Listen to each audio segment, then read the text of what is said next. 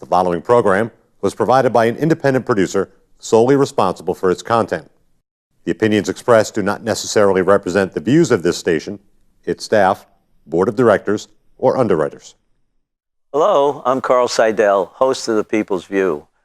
The show is sponsored by the Nashua City Republican Committee, and if you like to attend our meetings, they're the second Thursday of every month at 6:30 at the Crown Plaza. And if you want to find out more about our organization, you can go to nashuagop.org to see our website and learn about the events that we have. Welcome to The People's View.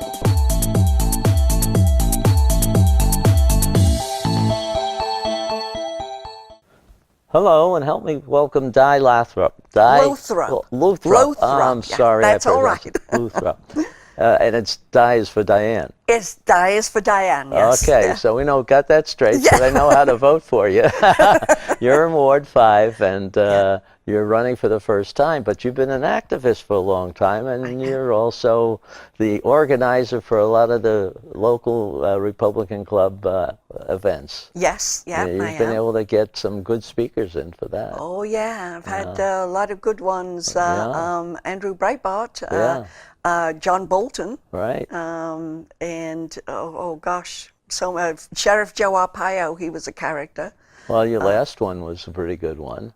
Yes, that was Matt Schlapp. Right. From the American Conservative Union. Right. So that went very, very well. Yeah, we had quite a crowd for that. Yeah. Well, tell us a little bit more about yourself and why you decided to run for office finally. Okay.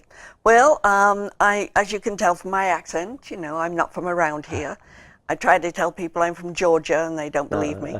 I was born in Liverpool, England, and I immigrated here the legal way. Let's see, almost, I hate to say this, almost 50 years ago now. And I lived on the West Coast for a while, but I've been in Nashua now for 35 years. Wow. So Chuck and I, my husband and I, it's Charles and Di, you see. We moved out here in actually 1985, I believe, or 84. And I've been involved politically in New Hampshire politics about 25 years. Wow. I joined the Nashua Republican City Committee, and had some fun with that. And of course, when you were chairman, worked with you on that. It's a while back. Well, that's been a while. Yes, been a long time. And so I'm the communications director and events chairman for the NRCC, and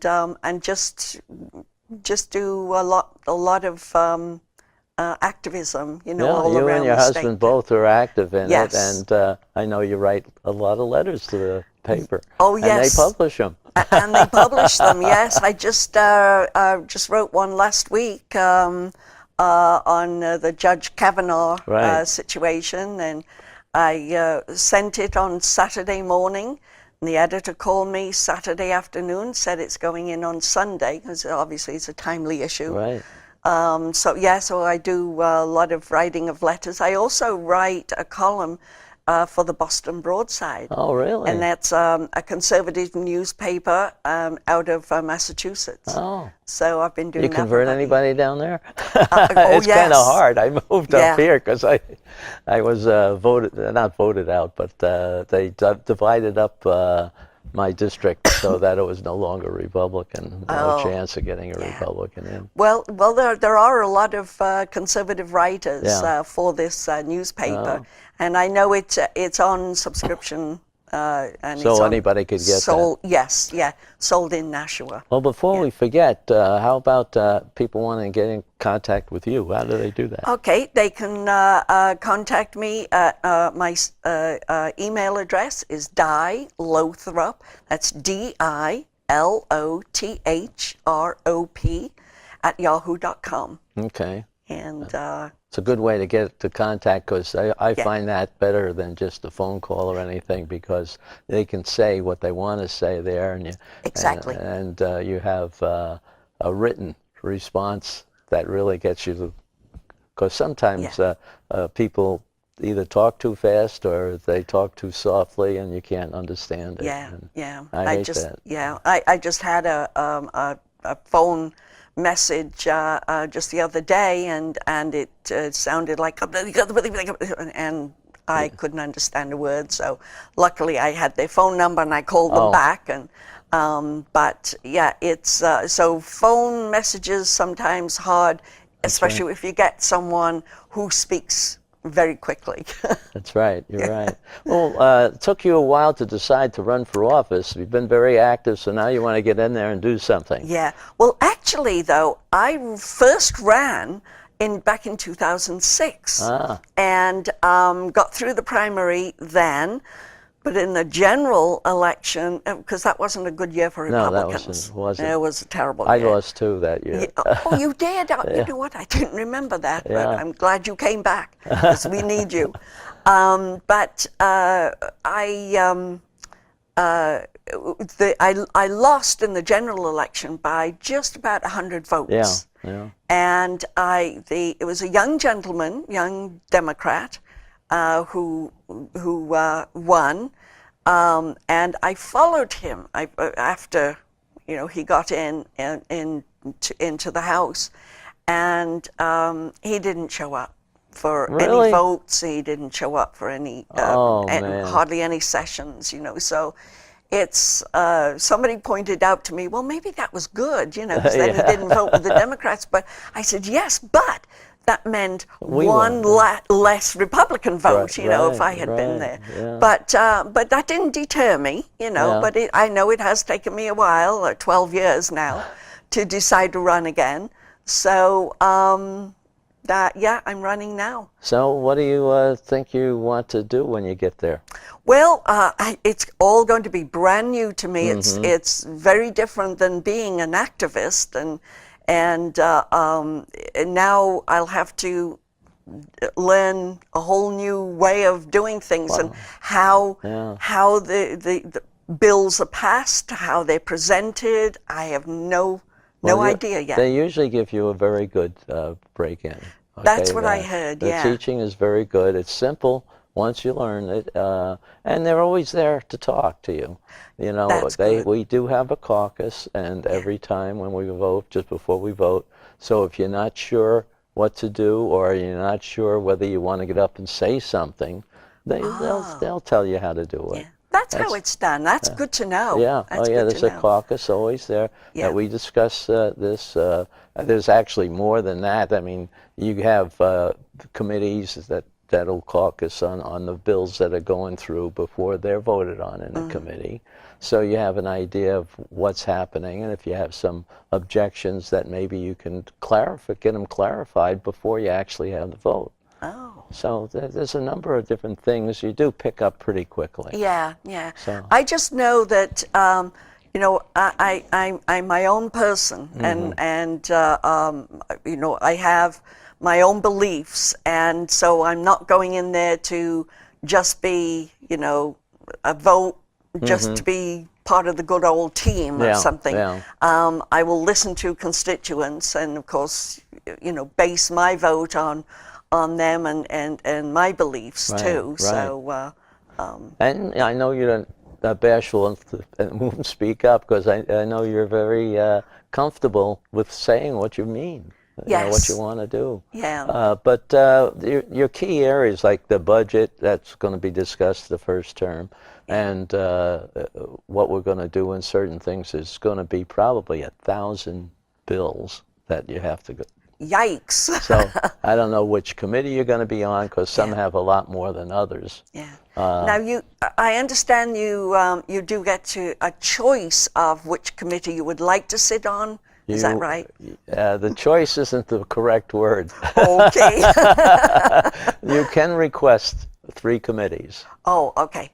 I did. I didn't get any one of the 3 the first time. But I'm very happy because they put me on Public Works, which is one of the more important committees and has 2 very important groups, things that they do. They do the capital budget, which is for the whole state, and they do the road, which is the 10-year plan for roads and transportation issues. Okay. So, the committee, and I've been on through Democratic as well as Republican leadership, has worked out very well.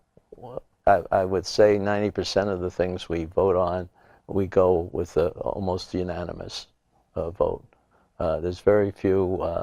The only thing that I remember being very controversial is the rail issue for Nashua, yes, yes. and that's one of the things that they were, almost tie votes. And, Yeah. Okay, so anyway, there's a lot of other committees. You have to decide, whether you like it. I mean, you can request to be changed if you get on something that you don't want to do that. Yeah. And Now, do they usually base it on what your professional background is? It could in be. terms of assignments. It depends. I mean, there's a committee, a group. I mean, with 400 people, not one person does it. I mean, the speaker does probably give the final blessing to what is, but there's a committee of several people in what the leadership is called, and they look at your background and stuff. Okay. I never found out why they picked me for that, but I was very happy with it. They must have seen potential somehow. Well, who knows? But very happy because it's not one where we have a lot of people that don't come, or people who, because some committees do have that, and they have to worry about getting a quorum to have a vote. Yeah. And that's obviously it's. I don't know. Again, I guess I could look up, but we haven't had that problem. I mean, you're really usually sick or something that you don't come to my committee anyway. Yeah, yeah. But you want something you're interested in, though. Right. And so try to pick them out. And for the most part, they do try to give you one of your 3 selections. Okay. But not everybody gets That's it. good. So, but you can ask change. Yeah. This is a perfect example for me and for anybody who's watching that doesn't know how the whole process. Yeah. When you're a state representative, and obviously you do it for the love of being of service to your fellow citizens. But you have no clue. I want to keep my taxes low. Well, that's number one for me. Is definitely I want to keep the taxes low. It's a conservative value to smaller government, as well. That's right. But it just it really gives you an idea of most of us don't have a clue of what goes on up in Concord. They think it's just a bunch of people just sitting around and voting on bills, and there's a lot of research. Oh, there is. I mean, I would imagine we had more bills that were referred to what they call interim study. Okay, that means that during the off season, and now's the off season really, you have the committee's meeting or a commission meeting that's specially appointed with outside people who could add something than I have ever seen in the 4 terms that I've served up there.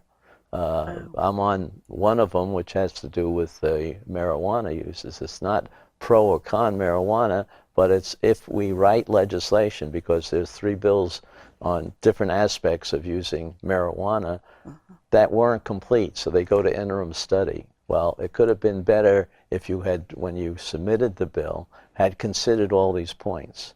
And there's a lot more things that you should consider than I ever thought of. But when you have 25 people, and that's the size of the commission, they come up with all different perspectives of the different issue. Yeah. And anywhere from growing the stuff, taxing the stuff, testing the stuff, how much you're going to charge for it, where you charge. Do you charge a fee, a tax, or whatever? Then where it is, and then the regulation, and how do you monitor it, and how do you enforce it? And wow. Yeah. I mean, again, that's proof of it's not an easy job. we're looking, we were going through 2 meetings a month since last October. Wow. And, we have I don't know how it's going to come out as, but it's going to be a multi-page report that Now, goes through. who actually writes the report? Is it the chairman of Depends. the committee? Or? The chairman of the committee has that control. Now, whether he brings other people in, it's his choice, and he probably breaks it up into different groups. We had 14 major categories that we're considering now, and we have to get it all finished by the end of this month. Gosh. Wow. So it's coming down to the, I'm sure we're going to have a few more than 2 meetings before the end of the month. Wow. Well, it's like with my background, yes, I'll have to look at what committees, obviously, that I'm interested in. I mean, some of the things that I believe in, my beliefs, are, of course, obviously, number one, low taxes. Right. We want more money in our pockets, everybody. The Second Amendment is another important issue for me. I'm a lifetime NRA member, and so, that is an important issue for me. I'm also an animal lover. I believe in animal rights. I mean, some of these Well, that's one of the mills. questions that's under study up there too. Oh, really? Yeah, oh, that's because good. it wasn't fully, what we could say, vetted when they came in. There were lots of questions, lots of unintended consequences that they had to consider. Yeah. And so now you're going into the details, and it's taking more time. Yeah, because it's like some of these puppy mills, and I mean, a lot of them are legitimate. A lot of them are Take care good, of it, right? Take care, and then some are just cruel. They look at profit over the welfare of the animals. And I've just always been a believer that. Live animals, in terms of like cats, dogs, or puppies and kittens, should not be sold in pet stores.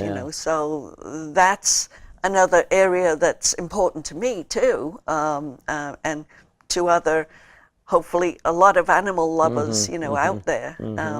But well, that's something you can discuss when you get exactly, up there. yes. You get on the Commerce Committee or something. Yeah. Another thing too is the healthcare issue. Being from the UK, I lived socialized medicine, and that's why I hated Obamacare. I see. And you don't want, like I tell people, you don't want socialized medicine here, which is in my belief is what Obamacare is all about. An example is my sister-in-law fell. This is over in the UK. Fell in the street and broke a wrist and broke an elbow on her other arm. It was just horrendous. 6 hours waiting in the ER with my brother. It was a Friday night. And finally, she got to see a doctor, and the doctor says, "Oh, we need to do x-rays. But since it's late Friday night now, there's nobody here." So he bound up as best he could her wrist and elbow, gave us some aspirin, and sent her home and said, "Come back Monday." Monday, yes. And that's Saturday, true. That is an absolute true story. And it's horrendous. I know when my precious mother passed away, over there,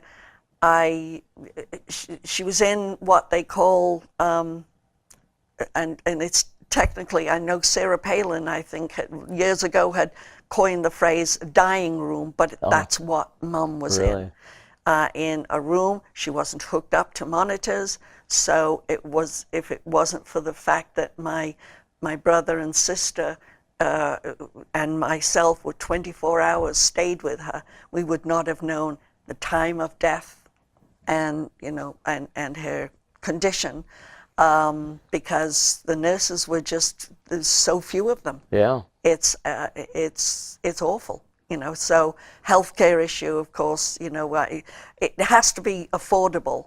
And I think crossing state lines with the insurance is a great idea. The competition that you have. Competition, exactly. Is something that's needed, because while it's a very good way of, we here in the United States get good service, whether it's Medicare or whether it's the regular insurance. Yeah. But the insurance people that are out there are the ones that are fighting for the business.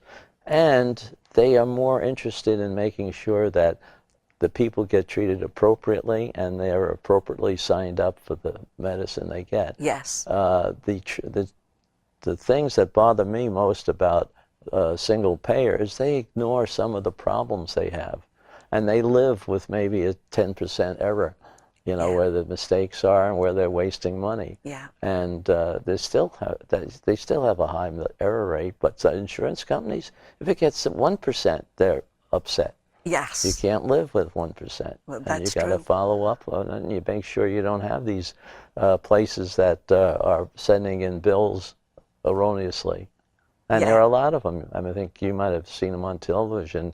I know 60 Minutes did a thing on Florida a couple years ago. Oh, I don't think they fixed that yet. Probably not. Yeah. No. But that's a Yeah. good committee to be on. Yeah. And in fact, Don LeBrun, who was Yeah. retiring, and you're trying to take his place, I guess, Yeah. was vice chair of that committee. Oh, so okay. that might be a good committee. So you could I'll talk to him certainly about chat him. with Don. Right, Yeah. yeah. He's a good man. Yeah, yeah. Oh, I know. I'm sure the House is going to miss him. Oh yeah, unfortunately, for different reasons, the three people that are over there that were elected, that were Republicans in your ward, aren't running again. Yes, that's true, because Dave Murataki, Right. he's moving out of state. Right, So, and the other one's going to be our next representative from District 2 in the federal government. oh yeah, that's true. Oh, that's true. Yes, Steve Steve, Negron. right. Thank you. Yeah, I've been a long-time supporter of Steve's. Yeah, And well, he's a and good man. He's he is. really smart. Very First smart. term, you could see he was a person that was going places. Yeah. I remember when he came over to a meeting for the Nashua GOP Yeah. group, and I heard him speak, and I thought, that's Yeah. he knows what he's talking Right, about. right. And he's got the passion. He's got the passion. He's got the understanding, and he knows the issues. And yeah, Yeah, I think he's good. unfortunately, he's running against somebody who has lots of money, but That's- none from New Hampshire. That's the thing that Exactly, we it's all can't. out of state. Well, I would say 99% of it Yeah. is out of state money. Yeah. Yeah. Well, yeah. she was a lobbyist before, so she knows where to get it. Perfect. Yeah, But yeah, anyway. she was. Yeah. So we're working hard on of course getting Steve in. Yeah. It was great that he passed the primary. the primary, and a great thing is, I mean, he's Hispanic. He's I think the only Hispanic on the ticket. Yeah. And that's Well, it's it a shows we have quite a diversity. Right. Sometimes it's good, sometimes it's bad when you try to herd the cats and get them all together. You want to sometimes get a good vote, a strong vote, and Yeah. not everybody goes along with everything, because some people think things have to be perfect in their definition. Yeah. And we are facing just a Democratic bloc that votes very, very much as they do in the federal government, as a bloc. Yeah, but I think that, and especially with what's been happening on the Democrat side with this Kavanaugh, Brett Kavanaugh hearing, Nomination. is it's giving more people more determination now. Republicans more determined than ever to vote Republican, to go out and vote and see what some of the vile things that the Democrats are saying. Well, I think it shows too, though, that the Republicans they're trying to cover everything that makes people, accept what the answers are. Yeah. I think they've bent over backwards to be fair on this, I think. Absolutely, And they have, yes.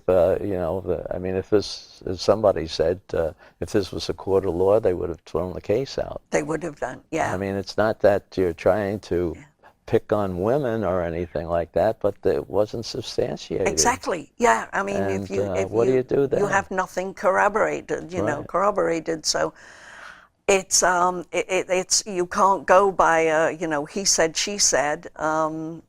And then that's the unfortunate thing, but it's just memories. Memories can do a number on you, Right.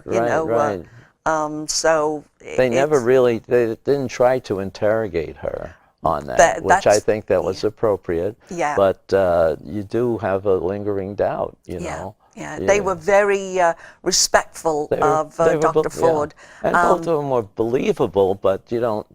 You have to come down to, all right. It has to be facts, and it has to be, it has to be evidence there. But they were, even though the Republican side were respectful of Dr. Ford, that's not what the Democrats did. They attacked.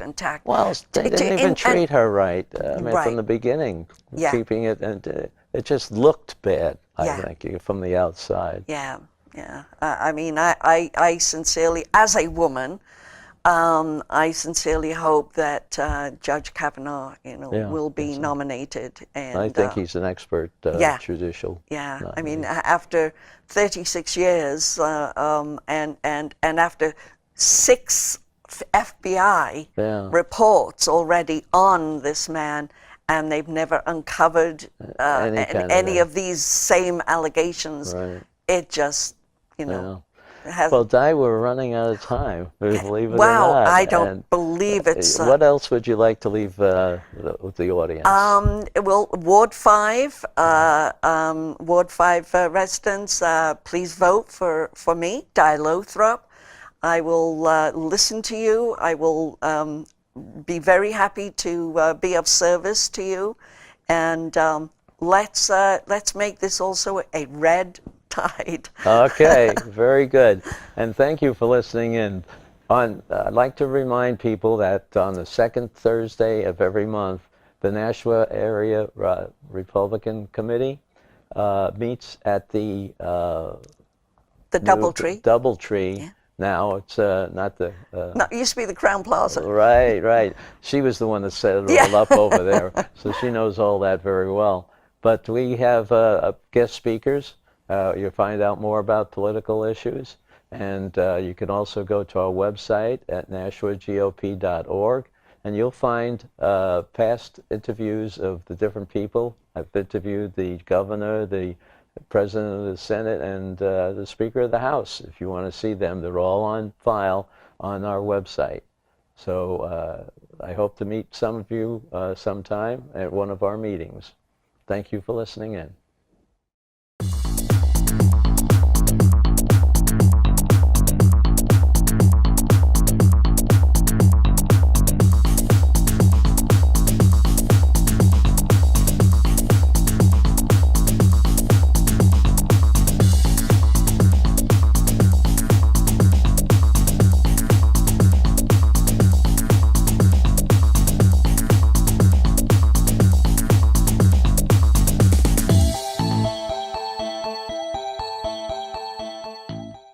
The preceding program was provided by an independent producer solely responsible for its content.